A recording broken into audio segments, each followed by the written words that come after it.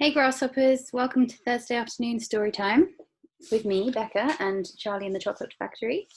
I've been going through some of your options today, your ideas of what you would like to study this term. Some of them are insects, ice cream, mountain climbing, building houses, building Primrose Hill, doing lots of arts and crafts, learning about electronic devices, learning about how the body works. Okay, and lots of you want to do lots of art as well. So we will go through those, and Crystal and I will brainstorm and have a think about which ones we can learn over the next few weeks. So watch this space. We are reading chapters 26 today, The Television Chocolate Room.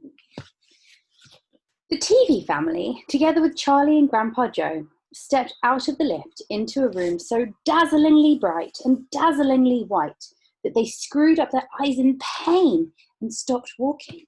So bright, it was dazzling them and they were screwing up their eyes in pain. You know, sometimes the sun's really bright if you've been in a dark room and it's dazzling, so you find it hard to see afterwards.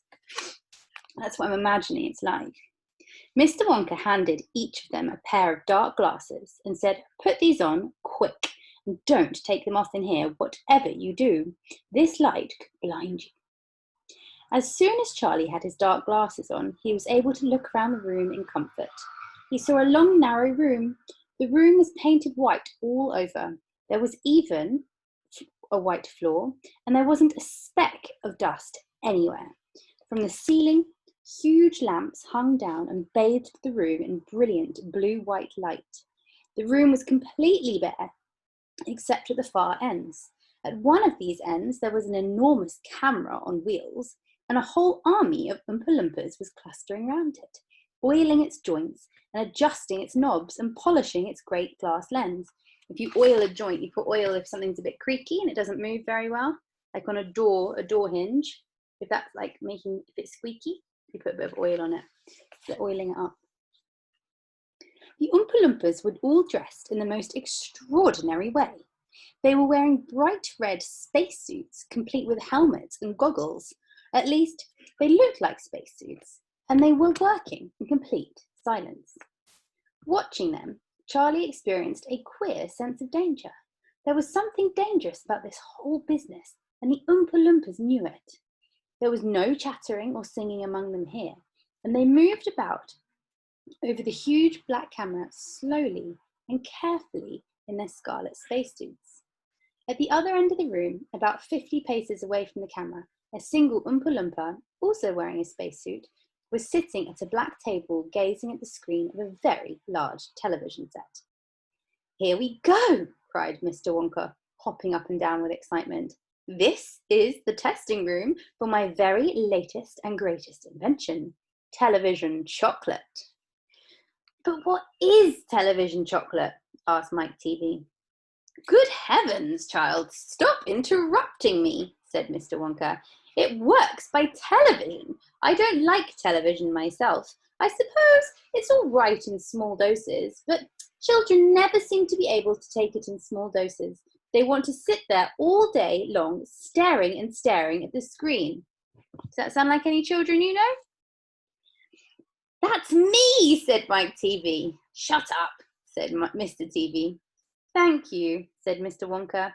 "I shall now tell you how this amazing television set of mine works.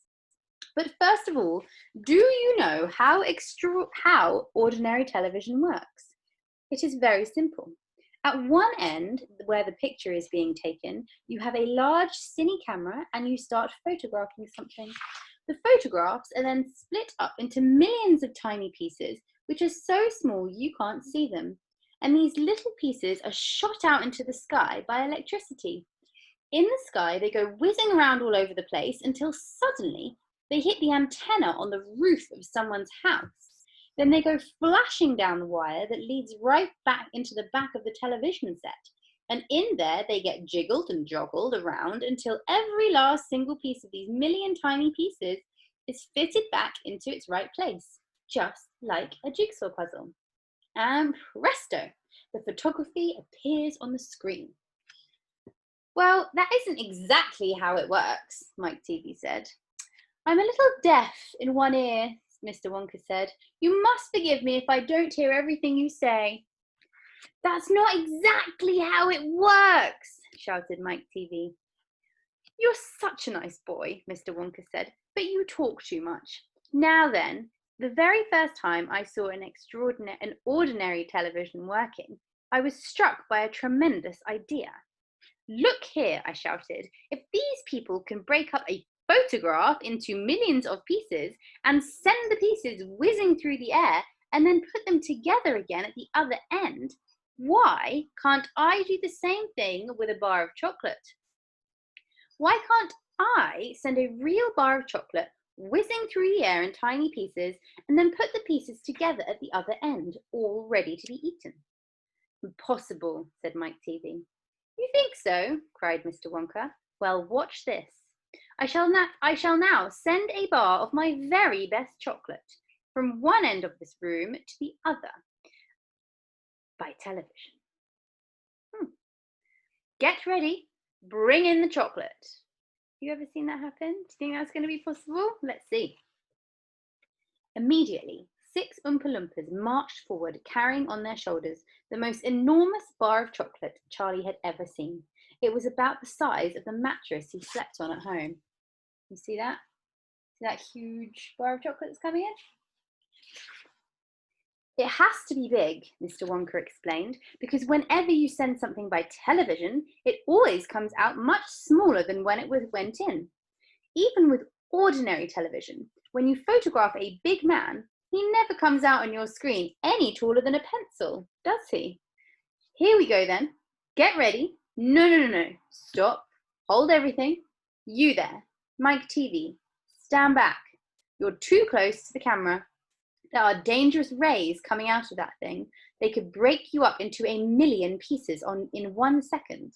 That's why the Oompa Loompas are wearing spacesuits. The suits protect them. All right, that's better. Now then, switch on. One of the Oompa Loompas caught hold of a large switch and pulled it down.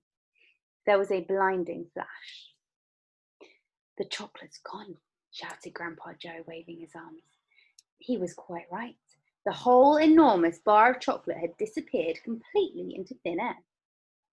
It's on its way, shouted Mr. Wonka. It's now rushing through the air above our heads in a million tiny pieces. Come, quick, over here.